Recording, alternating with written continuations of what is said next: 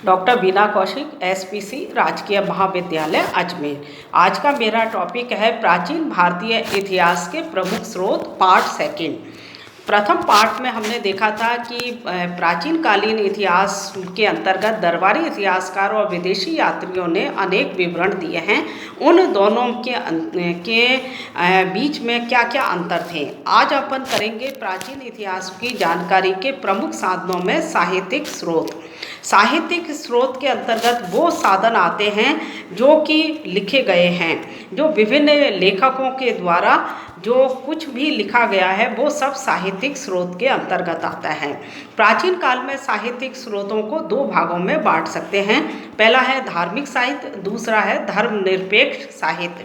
धार्मिक साहित्य के अंतर्गत वे ग्रंथ आते हैं जो किसी धर्म विशेष से प्रभावित होते हैं। इन ग्रंथों से हमें तत्कालीन सामाजिक, धार्मिक, राजनीतिक और साहित्यिक सामग्री हमें प्राप्त होती है।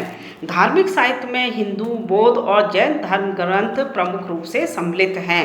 तो धार्मिक साहित्य के अंतर्गत आज अपन करेंगे हिंदू धर्म ग्रंथ। हिंदू धर्म ग्रंथों के अंतर्गत सबसे प्राचीन हिंदुओं के ग्रंथ हैं वेद। वेद प्राचीन काल में आर्यों के प्राचीनतम ग्रंथ हैं। वेद चार हैं: ऋग्वेद, सामवेद, यजुर्वेद और अथर्ववेद। ऋग्वेद में जो प्राचीनतम ग्रंथ है उसमें आर्यों की राजनीतिक स्थिति के बारे में, प्रमुख रूप से सभा और समिति के बारे में, इतिहास संबंधी जानकारी आदि हमें प्राप्त होती है।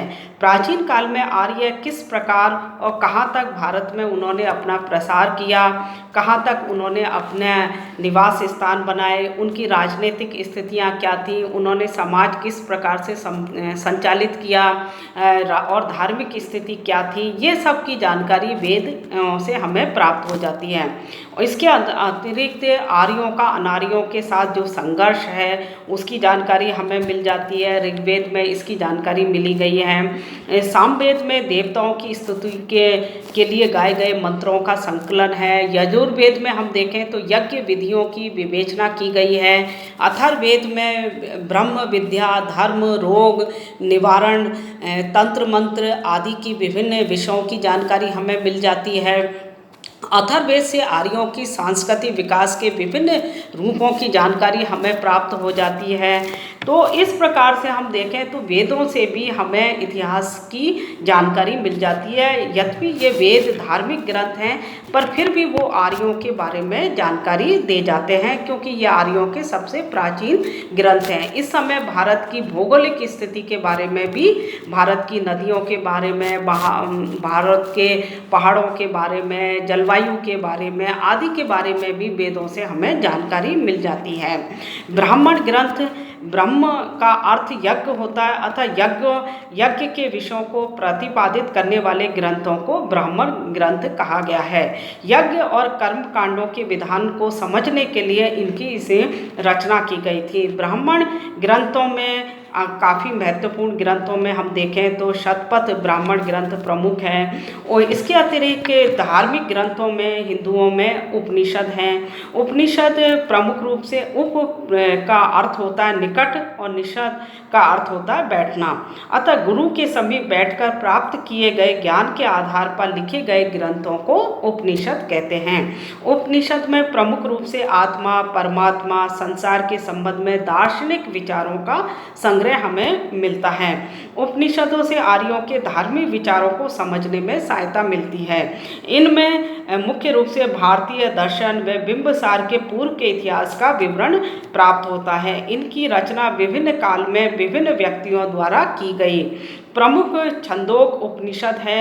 इसके अतिरिक्त हम देखें तो वेदांग है। वेदांग में से वैदिक समाज और धर्म पर व्यापक प्रभाव पड़ता है। तो धार्मिक ग्रंथों में वेद हैं, फिर उसके बाद उपनिषद हैं, सूत्र साहित्य है, स्मृति साहित्य है। ये काफ़ी आर्यों के महत्वपूर्ण ग्रंथ रहे हैं जिनसे कि के बारे में जानकारी मिलती है। सूत्रों की जो में प्रमुख रूप से हम देखें तो धर्म सूत्र है जो कि धर्म पर प्रकाश डालने वाले हैं। ग्रह सूत्र जो कि इन सूत्रों से वैदिक सामाजिक अवस्था की जानकारी हमें प्राप्त हो जाती है।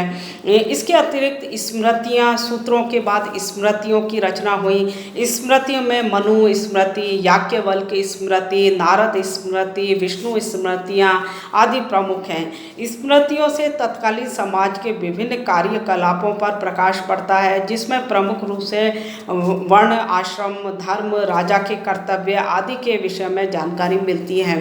तो आर्यों के द्वारा जो सामाजिक रचना की गई थी, जो आर्यों ने आश्रम व्यवस्था स्थापित की गई थी, वर्ण व्यवस्था स्थापित की गई थी, इन सब की जानकारी जो है जो पूरी रूप से हम देखें तो आर्यों के विभिन्न धार्मिक ग्रंथों से प्राप्त हो जाती है।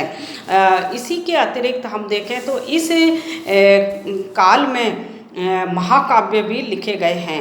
वेदों के बाद संस्कृत साहित्य में महत्वपूर्ण महाकाव्य लिखे, जिसमें कि रामायण और महाभारत प्रमुख हैं। ये धार्मिक साहित्य होते हुए भी इसमें ऐतिहासिक दृष्टि से काफ़ी महत्वपूर्ण रहे हैं। रामायण के रचयिता महाकवि वाल्मीकि थे और महाभारत के व्यास मुनि माने जाते हैं। इन महाकाव्यों से तत्कालीन सामाजिक, राजनीतिक, धार्मिक, आर्थिक स्थिति की जानकारी हमें मिलती है।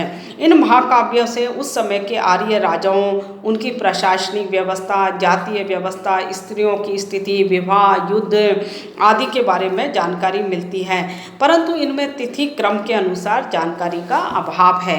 तो रामायण और महाभारत में समाज के स्तर जो कि परिवर्तन हो रहा है हर स्तर का, उसकी भी जानकारी मिलती है। तो ये सारी चीज़ें हमें इतिहास के बारे में महत्वपूर्ण जानकारी दे जाते हैं। धन्यवाद।